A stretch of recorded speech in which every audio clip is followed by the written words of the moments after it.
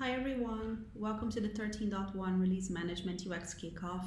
My name is Rayana Verissimo. I'm a senior product designer at GitLab working with the release management team. Our team is responsible for the categories of release evidence, release orchestration, secrets management, and GitLab Pages. For a general release, our team has decided that we would like to invest some time in the backstage and technical features that will support the greatest release management capabilities, rather than investing in our typical direction items.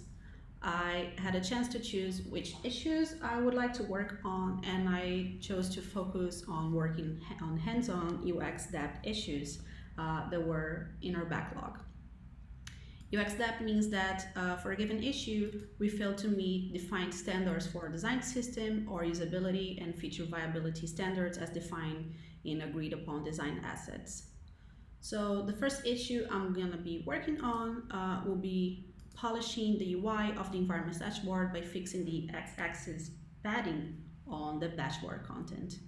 This is a very small fix that will help clean up the UI very nicely. The second UX step issue is focused on improving the usability of the releases page by fixing the image overflow at the list when an image is added to the release nodes. As you can see right now, if you add an image that is a bit wider than the content, than the card, the image will overflow and break the page layout. In parallel, I'll be working on some of the release orchestration items that are currently in the workflow design page. The first item is identification of historical releases in the UI. The challenge here comes from the fact that no evidence is created and collected for a release with a date in the past, as it's not easily known which milestone and issues were present at that historical data at that point in time.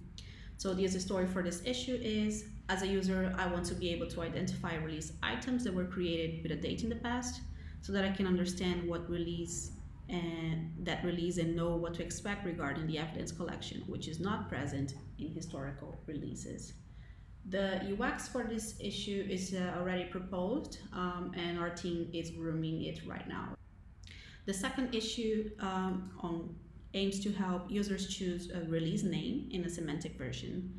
This is an MVC, makes part of a broader effort on making sure that users can create semantic releases.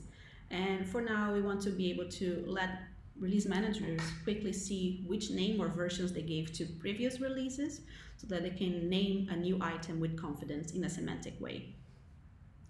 The last issue involves a broader discussion in support environments at the group level.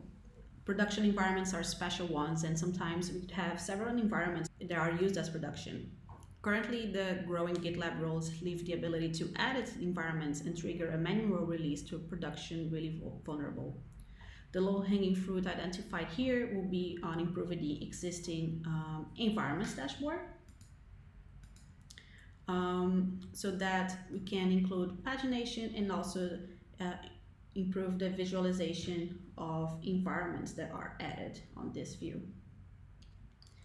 I'll be grooming this issue to cover user stories and designs assets to include visibility into environments across projects to be shared by users within a group in different projects, administration of environments across projects, and creating context when a single environment is being used in different projects. So this issue here is going to be broken down into smaller pieces of design and engineering efforts. If any of these issues interest you and you're excited to learn more, please reach out to me at Rayana or in any of these issues. 13.1 is going to be the best release ever.